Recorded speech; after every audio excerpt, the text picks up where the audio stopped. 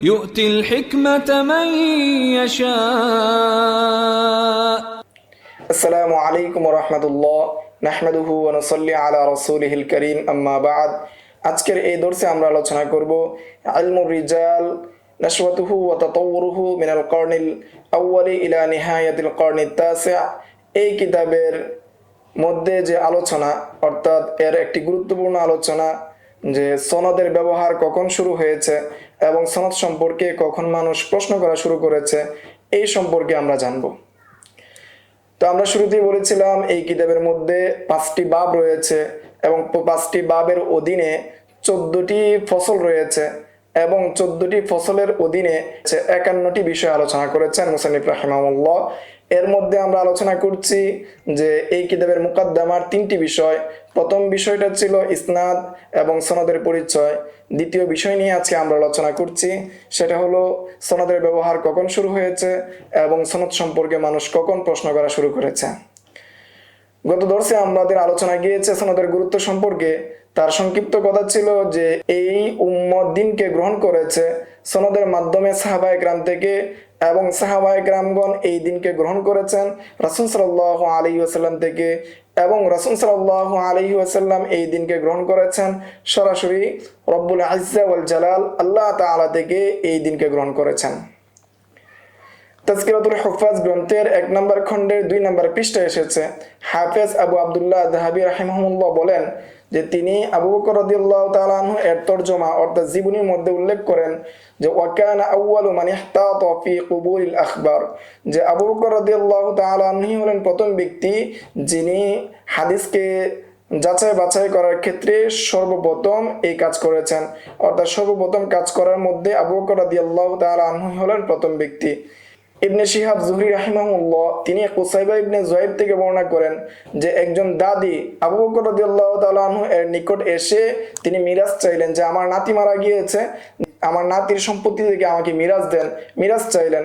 তখন আবু বকর রাদিয়াল্লাহু তাআলা আনহু বললেন, মা আজিদু ফি কিতাবিল্লাহি শাইআন ওয়া মা আলিমতু আন্না রাসূলুল্লাহ সাল্লাল্লাহু আলাইহি ওয়াসাল্লাম যাকারা লাকি শাইআন, যে আমি আল্লাহ তাআলার কিতাব অর্থাৎ কুরআনে তোমার কোন ধরনের মিরাসের অংশ রয়েছে সেটা আমার জানা নেই, আবার রাসূল সাল্লাল্লাহু আলাইহি ওয়াসাল্লাম তোমার জন্য মিরাসের কোনো অংশ নির্ধারণ করেছেন বা উল্লেখ করেছেন সেটাও আমার জানা নেই। এতপর আবু বকর রাদিয়াল্লাহু তাআলা আনহু সাহাবায়ে কেরামকে জিজ্ঞাসা করলেন।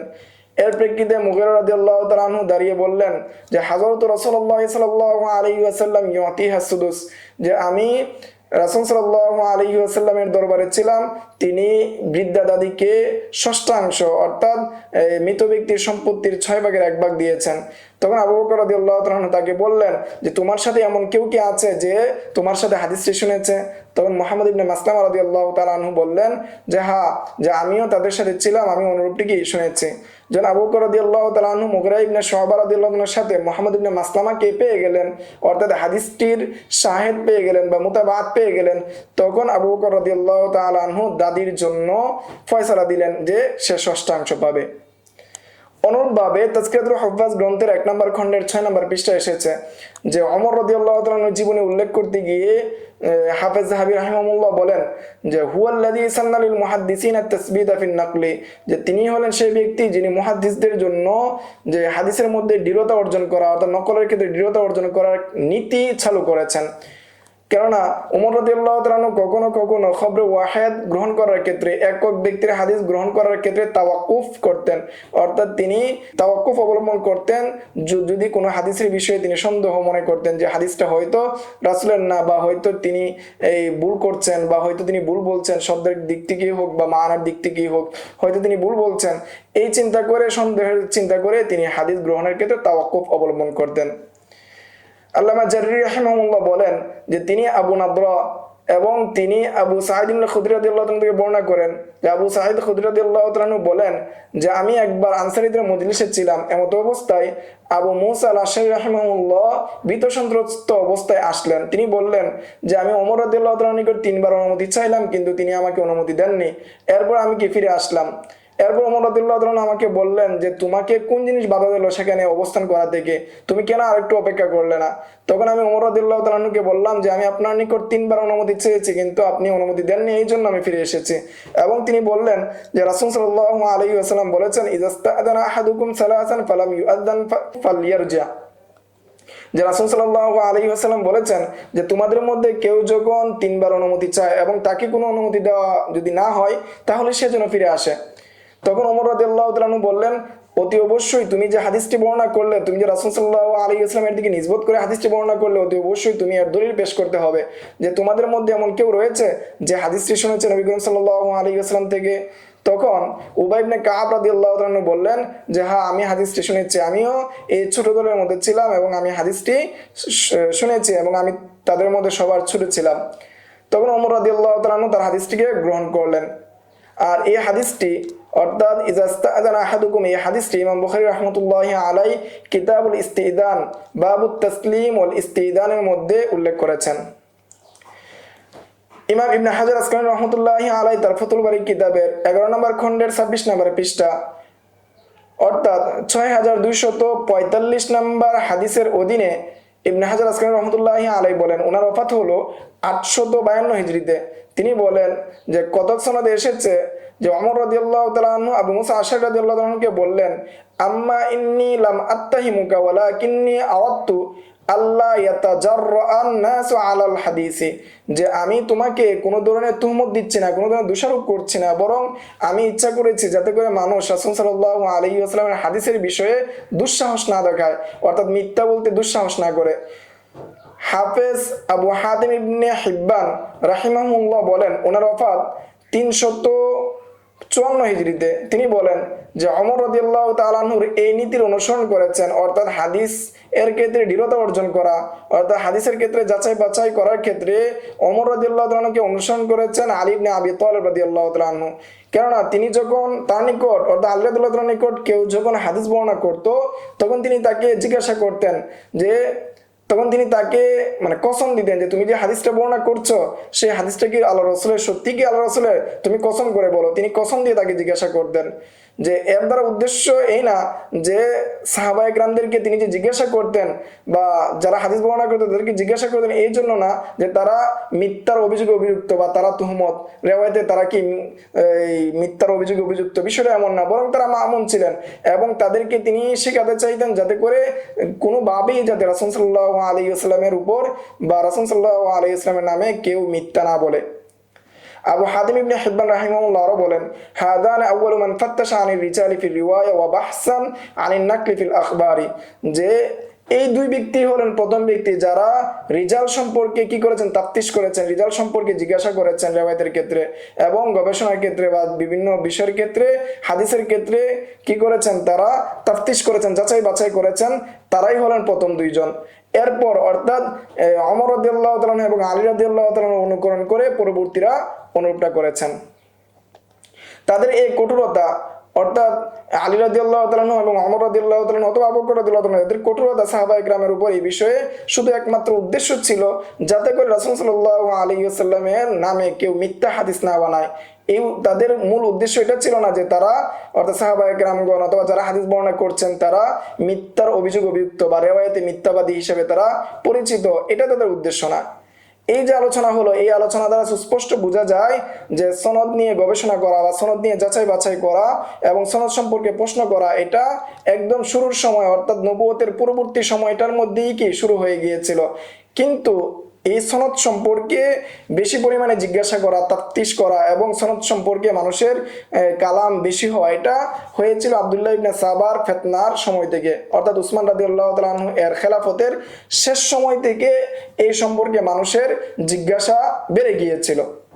এবং উসমান রাদিয়াল্লাহু তাআলা আনহু খেলাফতের শেষ সময় অর্থাৎ আব্দুল্লাহ ইবনে সাবার ফিতনার পর থেকে এই সনদের যে ব্যবহার শুরু হতে লাগলো, আস্তে আস্তে এই সনদের ব্যবহার বাড়তে লাগলো, ছড়িয়ে যেতে লাগলো এবং এরই মধ্যে আসহাবুল হাওয়া অর্থাৎ বেদাতীদের সংখ্যাও কি বাড়তে লাগলো এবং ফিতনাও বাড়তে লাগলো এবং বেদাতীরা মানুষদেরকে বা তাদের নিজেদের লোকদেরকে উদ্বুদ্ধ করতে লাগলো যাতে করে তারা রাসূল সাল্লাল্লাহু আলাইহি ওয়াসাল্লামের নামে হাদিস তৈরি করে বর্ণনা করে, এটা তারা উদ্বুদ্ধ করতে লাগলো। এই জন্য সাহাবায়ে কেরামগণ বা তাবিঈনগণ দেখা গিয়েছে তারা হাদিস গ্রহণ করেন নাই যতক্ষণ পর্যন্ত না তারা সনদ দেখিয়েছেন, এবং সনদ দেখে এই হাদিসের রাবি কারা এবং এই হাদিসের রাবিদের অবস্থা কি, যে সেই বিষয়টা সুস্পষ্ট না হওয়ার আগ পর্যন্ত তারা হাদিস গ্রহণ করতেন না। এখন আমরা কয়েকটি নুসুস উল্লেখ করব, কয়েকটি কিতাব থেকে নুসুস আলোচনা করব, যে নুসুসের মাধ্যমে সুস্পষ্ট হয়ে যাবে যে সনদের ব্যবহার কখন থেকে শুরু হয়েছে। ইমাম মুসলিম রাহিমাহুল্লাহ সহিহ মুসলিমের মুকাদ্দমার মধ্যে উল্লেখ করেছেন, 1 নম্বর খণ্ডের 13 নম্বর পৃষ্ঠায় এসেছে, মুসলিম রাহিমাহুল্লাহ নিজ সনদে মুজাহিদ থেকে বর্ণনা করেন, মুজাহিদ রাহিমাহুল্লাহ বলেন যে বশির ইবনে কাব আল আদাবি তিনি আব্বাস রাদিয়াল্লাহু তাআলার নিকট আসলেন এবং তিনি এসে হাদিস বর্ণনা করতে শুরু করলেন। তিনি বলতে লাগলেন, ক্বালা রাসূলুল্লাহ সাল্লাল্লাহু আলাইহি ওয়াসাল্লাম, ক্বালা রাসূলুল্লাহ সাল্লাল্লাহু আলাইহি ওয়াসাল্লাম। তিনি বলতে শুরু করলেন, কিন্তু আব্বাস রাদিয়াল্লাহু তাআলা আনহু তার হাদিসকে শুনছেন না এবং তার দিকে তাকাচ্ছেন না। এর প্রেক্ষিতে বশির ইবনে কাব আল আদাবি তিনি বলতেছেন, ইয়া ইবনে আব্বাস মালি আরাকা লা তাসমাউ লি হাদিসি ওয়া হাদিসুকা আন রাসূলিল্লাহ সাল্লাল্লাহু আলাইহি ওয়াসাল্লাম, যে হে ইবনে আব্বাস রাদিয়াল্লাহু আনহু, আমি আপনাকে রাসূল সাল্লাল্লাহু আলাইহি ওয়াসাল্লামের হাদিস বলছি, অথচ আপনি সেই হাদিসকে শুনছেন না এবং হাদিসের দিকে গুরুত্ব দিচ্ছেন না। তখন ইবনে আব্বাস রাদিয়াল্লাহু আনহু বললেন, ইদা কুন্না মাররাতান ইদা সামি'না রাজুলান ইয়াকুল ক্বালা রাসূলুল্লাহ সাল্লাল্লাহু আলাইহি ওয়াসাল্লাম ইবতাদারাতুহু আবসারুনা ওয়া আসগাইনা ইলাইহি বিআদানিনা। যখন আমরা এমন একটা সময় ছিল যখন কোনো ব্যক্তি বলতো রাসূল সাল্লাল্লাহু আলাইহি ওয়াসাল্লাম বলেছেন বা ক্বালা রাসূল বলেছেন, তখন আমাদের চোখ তার দিকে বড় করে তাকাতাম, তার দিকে আমরা বড় করে চোখ দিতাম এবং আমরা গভীর মনোযোগে তার দিকে আমাদের কানকে নিবিষ্ট করতাম। কিন্তু যখন মানুষ কঠিন এবং সহজ উভয়টাই গ্রহণ করা শুরু করে দিয়েছে, উভয়টার দিকে মানুষ চলা শুরু করে দিয়েছে এবং ফিতনা শুরু হয়ে গিয়েছে, তখন থেকে আমরা হাদিস ততক্ষণ পর্যন্ত গ্রহণ করি না যতক্ষণ পর্যন্ত আমরা এই হাদিস কারা বর্ণনা করছে, কে বর্ণনা করছে তাদেরকে আমরা না জানি। 2 নম্বর আলোচনা বা 2 নম্বর নস, ইমাম মুসলিম রাহিমাহুল্লাহ নিজ সনদে তার মুকাদ্দমায়ে সহিহ মুসলিমের মধ্যে উল্লেখ করেছেন যে মুহাম্মদ ইবনে সিরিন রাহিমাহুল্লাহ বলেন, লাম ইয়াকুনা ইয়াসআলুনা আনিল ইসনাদি ফালাম্মা ওয়াকাআতিল ফিতনাতু ক্বালু সাম্মু লানা রিজালাকুম ফালইয়ানজুরু ইলা আহলিস সুন্নাতি ফায়ুখাযু হাদিসুহুম ওয়া ইয়ানজুরু ইলা আহলিল বিদআই ফালা ইউখাযু হাদিসুহুম। যে ইবনে সিরিন রাহিমাহুল্লাহ বলেন যে মানুষ সনদ সম্পর্কে জিজ্ঞাসা করতো না যখন ফিতনা হয়ে গেল, অর্থাৎ উসমান রাদিয়াল্লাহু তাআলা আনহুর শেষ জামানায় আব্দুল্লাহ ইবনে সাবার মাধ্যমে ফিতনা শুরু হয়ে গেল, তখন মানুষ জিজ্ঞাসা করতে লাগলো যে সাম্মুলানা রিজালাকুম, তোমরা কি করো, যে এই হাদিস কে কে বর্ণনা করেছে তাদের রিজাল বলো, তাদের সনদ বলো। ফলে দেখতো যে যদি তারা আহলে সুন্নাতের অন্তর্ভুক্ত হতো তখন তাদের হাদিসকে গ্রহণ করা হতো, আর যদি তারা হাদিস আহলে সুন্নাতের অন্তর্ভুক্ত না হতেন তাহলে তাদের হাদিসকে গ্রহণ করা হতো না। 3 নম্বর নস, ইবনে রাজব হাম্বলী রাহিমাহুল্লাহ এর কিতাব শরহ আইলালুত তিরমিজি কিতাবের 1 নম্বর খণ্ডের 52 নম্বর পৃষ্ঠায় এসেছে, ইয়াকুব ইবনে শিবা রাহিমাহুল্লাহ বলেন যে আমি আলী ইবনে মাদানীকে বলতে শুনেছি, কানা মুহাম্মদ ইবনে সিরিন মিম্মা ইয়ানজুরু ফিল হাদিসি ওয়া ইফাত্তিশু আনিল ইসনাদি লা না'লামু আহাদান আউয়াল মিনহু। আলী ইবনে মাদানীকে আমি বলতে শুনেছি যে তিনি বলেন যে মুহাম্মদ ইবনে সিরিন হলেন প্রথম ব্যক্তি যে যিনি হাদিসের সনদ সম্পর্কে তাফতিশ করতেন, যাচাই বাছাই করতেন। তার আগে কেউ হাদিসের সনদ নিয়ে যাচাই বাছাই করেছেন বা সনদ নিয়ে ফিকির করেছেন এই বিষয়ে আমার জানা নেই। 4 নম্বর নস, ইমাম আহমদ ইবনে হাম্বল রাহিমাহুল্লাহ এর কিতাব আল ইলাল, এই কিতাবের মধ্যে এসেছে ইমাম আহমদ ইবনে হাম্বল রাহিমাহুল্লাহ জারির ইবনে নূহ থেকে বর্ণনা করেন, তিনি বলেন যে আখবারানাল আমাশ আনিল ইব্রাহিমিন নাখি, যে আমাকে আমাশ তিনি ইব্রাহিম নখী থেকে বর্ণনা করেছেন। আর ইব্রাহিম নখী রাহিমাহুল্লাহ বলেন, ইন্নামা সুইলা আনিল ইসনাদি আইয়ামাল মুখতার, যে সনদ সম্পর্কে প্রশ্ন করা শুরু করা হয়েছে মুখতারের দিন থেকে। আর মুখতার হলেন ইবনু আবি আব্দুল্লাহ সাকাফি, তার বাবা একজন সাহাবী ছিলেন। আর ইবনু আবি আব্দুল্লাহ সাকাফি তিনি জন্মগ্রহণ করেছেন 1ম হিজরিতে। পরবর্তীতে তিনি নিজের উপর ওহী আসা দাবি করা শুরু করেন এবং বাতিল ফেরকাতে রূপান্তরিত হয়। সেই সময় থেকেই মানুষ সনদ সম্পর্কে জিজ্ঞাসা করা শুরু করে দিয়েছে। 5 নম্বর নস, হাফেজ আবু আব্দুল্লাহ ইবনে খাল্লাদ আর রমা হুরমুজি 360 হিজরিতে তিনি নিজ সনদে ইমাম শাআবি থেকে তিনি রবি ইবনে খাইসাম থেকে বর্ণনা করেন। রবি ইবনে খাইসাম তিনি বলেন, মান ক্বালা লা ইলাহা ইল্লাল্লাহ ওয়াহদাহু লা শারীকা লাহু লাহুল মুলকু ওয়া লাহুল হামদু ফালাহু কাযা ওয়া কাযা। যে রবি ইবনে খাইসাম যখন এই হাদিস বর্ণনা করলেন তখন ইমাম শুআবা রাহিমাহুল্লাহ জিজ্ঞাসা করলেন, মান হাদাসাকা, তখন তিনি বললেন যে তোমাকে এই হাদিস কে বর্ণনা করেছে? তখন তিনি বললেন আমর ইবনে মাইমুন। আবার ইমাম শুবা রাহিমাহুল্লাহ যখন আমর ইবনে মাইমুনের সাথে সাক্ষাৎ হলেন, তখন তিনি জিজ্ঞাসা করলেন আপনাকে এই হাদিস কে বর্ণনা করেছে? আমর ইবনে মাইমুন রহমতুল্লাহি আলাইহি বললেন যে আমাকে এই হাদিস বর্ণনা করেছে আবু আইয়ুব সাহিবুর রাসূল সাল্লাল্লাহু আলাইহি ওয়াসাল্লাম। আমাকে এই হাদিস বর্ণনা করেছেন আবু আইয়ুব রাদিয়াল্লাহু তাআলা আনহু, যিনি হলেন রাসূল সাল্লাল্লাহু আলাইহি ওয়াসাল্লামের সাহাবী। ইয়াহইয়া ইবনে সাঈদ আল কাত্তান বলেন তিনি হলেন প্রথম ব্যক্তি যিনি সনদ সম্পর্কে জিজ্ঞাসা করেন। অর্থাৎ ইমাম শাআবী রাহিমাহুল্লাহ জিজ্ঞাসা করেছিলেন যে আমর ইবনে মাইমুনকে এবং রবি ইবনে খাইসামকে সনদ সম্পর্কে জিজ্ঞাসা করেছিলেন, তিনি হলেন প্রথম ব্যক্তি। অর্থাৎ ইমাম শাআবী রাহিমাহুল্লাহ হলেন প্রথম ব্যক্তি। 6 নম্বর নস, ইমাম ইবনে আবি হাতেম তিনি আল জারহ ওয়া তা'দীল কিতাবের মুকদ্দমায় উল্লেখ করেন নিজ সনদে খালিদ ইবনে নাজ্জার থেকে, তিনি বলেন যে সামিআতু মালিকান ইয়াকুল আউয়ালু মান আসনাদাল হাদিস ইবনে শিহাব আজ-জুহরি। হাদিসের মধ্যে প্রথম সনদ সম্পর্কে যিনি জিজ্ঞাসা করেছেন বা হাদিসের মধ্যে প্রথমে যিনি সনদ লাগিয়েছেন তিনি হলেন ইবনে শিহাব জুহরি রাহিমাহুল্লাহ। আর ইবনে শিহাব জুহরি রাহিমাহুল্লাহ এর ওফাত হলো 124 হিজরিতে। এই ছিল সনদ সম্পর্কে সংক্ষিপ্ত আলোচনা। সামনের দর্সে আমরা এই ইলমুর রিজালের উৎপত্তি কখন থেকে শুরু হয়েছে, ইলমুর রিজাল কখন উৎপত্তি হয়েছে এবং ইলমুর রিজাল সংক্রান্ত কিতাব লেখা কখন থেকে শুরু হয়েছে সেই সম্পর্কে আমরা জানবো ইনশাআল্লাহ। আসসালামু আলাইকুম ওয়া রাহমাতুল্লাহ। ومن يؤت الحكمة فقد أوتي خيرا كثيرا وما يذكر إلا أولو الألباب